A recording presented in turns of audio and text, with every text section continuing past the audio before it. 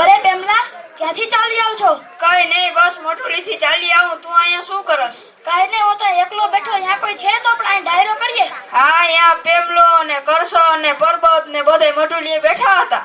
એક કામ કર, તું એને બરક કે હું વેજાને એને ફોન કરું, એ પણ આવે, આપણે અહીં ડાયરો કરીએ. હા, હાલો બોલો.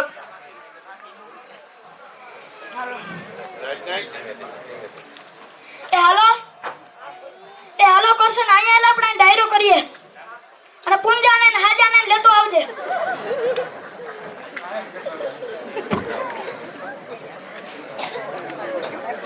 આવો આવો.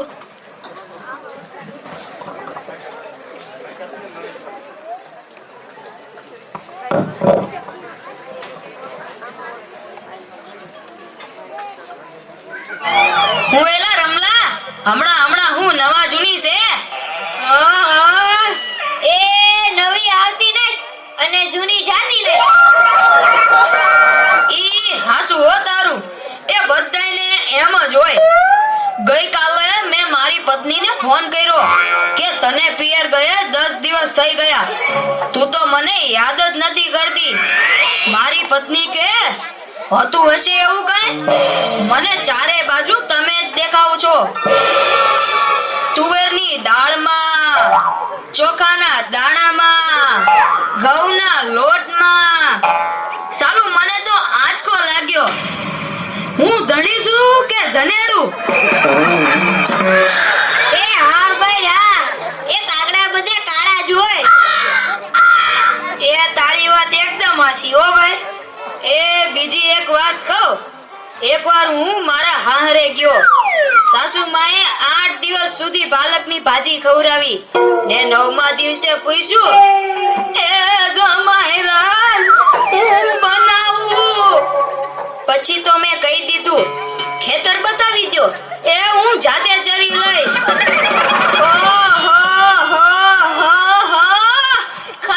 ખરી કઈ તે તો. અરે હું હમણાં મારી પત્ની સાથે શાક માર્કેટમાં ગયો, તે ઈ મને કહે 2 કિલો વટાણા લાવ. મેં કીધું લઈ લે, એમાં હું પૂછવાનું હોય? તો મને ઈ કે પૂછવું તો પડે ને, આ વટાણા ફોલવાના તો તમારે જ છે ને. યો કરો વાત. અરે બાયોની ક્યાં માંડો છો? આજકાલની પડજાઓ પણ જુઓ ની. મારી ટિંડોળના હાથમાં મોબાઈલ આવ્યો એટલે બસ પતી ગયું, સમજી લે. આપણી સાથે વાત કરતા હોય અને કોકનો ફોન આવે એટલે હાલવા જ માંડે. એલા આપણે કાઈ ખેતરના ઉભેલા ઝાડિયા છીએ? એને મન તો આપણે એવા જ હોય. એને તો મોબાઈલ આવ્યો એટલે કરલો દુનિયા મુઠ્ઠી મેં. ધીરુભાઈ અંબાણી જોઈ લ્યો. એમાંય આ જીઓ આવ્યો ત્યારથી છોકરાઓ તો આપણો જીવ લઈ ગયા છે. અરે એનું નામ જીઓ નહીં પણ મરો એવું રાખવું જોઈતું તું. એ મોબાઈલ આવ્યો એટલે કેમેરો ગયો. એ મોબાઈલ આવ્યો એટલે ઘડિયાળ ગઈ. એ મોબાઈલ આવ્યો એટલે બેટરી ગઈ. મોબાઈલ આવ્યો એટલે ટપાલ ગઈ. મોબાઈલ આવ્યો એટલે કોમ્પ્યુટર ગયું. મોબાઈલ આવ્યો એટલે નિરાત ગઈ. અને એમાંય જો આપણો મોબાઈલ આપણી ઘરવાળીના હાથમાં આવ્યો તો આપણે ગયા. યો કરો વાત. એલા આ જીઓ ઉપરથી યાદ આવ્યું, તમને ખબર છે હમણાં સુધી પછી પૈસા હાલતા હતા ઈ કોણે બંધ કરાવે? ઈ ખબર છે તમને કોઈને? નથી ખબર ને? સરકારે બંધ કરાવ્યા, બીજું કોણ કરે? એ નહીં, ઈ પછી પૈસા એટલે પાવલી. ઈ પાવલી આ જીઓ વાળા મુકેશ અંબાણીએ બંધ કરાવી. એ કેવી રીતે? જો હું કહું, મુકેશ અંબાણીના લગ્ન થતા હતા ઈ વખતે આ પાવલી એટલે ઘણા બધા પૈસા કહેવાય. તે ગોળ મારે ઘડીએ ને ઘડીએ કીધા કરે, પાણીની ચમચી ભરો ને મૂકો પાવલી. ગણપતિ પૂજન કરાવે ને કે મૂકો પાવલી. એક ફેરો ફરે ને કહે મૂકો પાવલી. બીજો ફેરો ફરે અને કે મૂકો પાવલી. તેલા મુકેશની એટલી ખીચડી કે આખો દેશ મને મુકેશ અંબાણી કહે છે ને આ ગોળ મહારાજ મૂકો પાવલી કરે છે. મોટો થઈને આ પાવલી બંધ ન કરાવું તો મારું નામ મુકેશ અંબાણી નહીં. અને જુઓ એને બંધ કરાવી કે નહીં. અને ઈ મોબાઈલ ને કારણે છોકરા કાઈ બગડ્યા છે. જાણે મોબાઈલ જ એનો બાપ ને એની માં નો હોય. અને આપણા છોકરાની તો વાત જ ના થાય હો.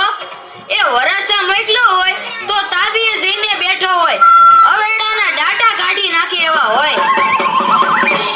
કાલે મેં ઓયલા પહલાને કીધું કે તારો છોકરો પથ્થરના ઘા કરે છે, કોઈને વાગી જશે.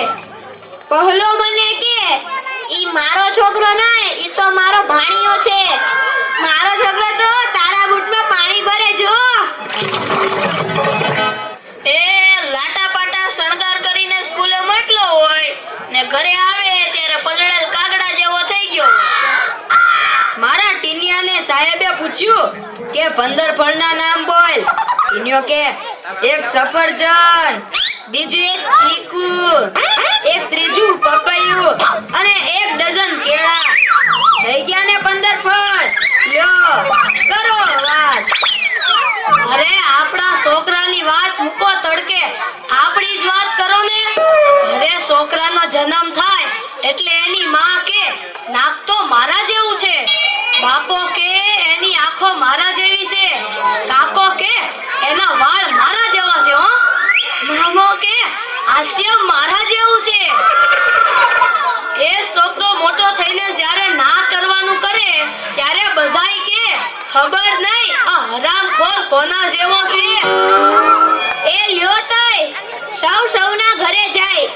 આ લોકો તો નવરા છે, આપણે થોડા કઈ નવરા છે. હાલો હવે હાલો. આ વસ્તુઓ બાળકોએ પોતાની રીતે આમાંની મોટા ભાગની કૃતિઓ છે એ બાળકોએ એક્શન કરેલી છે.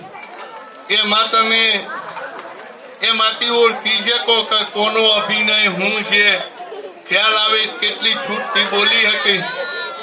આ સ્ટેજ એ અહીંયા જ મળે અને અહીંયાથી બાકીના બધા જ છેલ્લા 4 દિવસમાં હજુ સાંભળી લેજો. આ પ્રોગ્રામ નહોતો, પ્રોગ્રામ હતો ત્યાં જવાનો, વોટર પાર્કમાં લઈ જવાના અને વિદાય સમારંભ ત્યાં કરવાનો હતો. પણ એની જગ્યાએ કીધું કે બીજા છોકરાઓ બધા કે સાહેબ કાર્યક્રમ તો કરવું. અમે 5-10 જણાની મીટિંગ કરી અને અઠવાડિયા પહેલા જ નક્કી કર્યું કે ભાઈ કાર્યક્રમ કરવો. એટલે આ અઠવાડિયાની મહેનત છે. એ થોડું ઘણું શિક્ષકોએ મહેનત કરી છે અને એ લોકોએ મહેનત કરી, એનું પરિણામ છે. એટલે કોઈ પણ વસ્તુ ધારીએ ને તો આપણે થઈ શકે, અશક્ય નથી. હજુ સુધી અહીંયાથી કોઈ વસ્તુ અશક્ય નથી બની.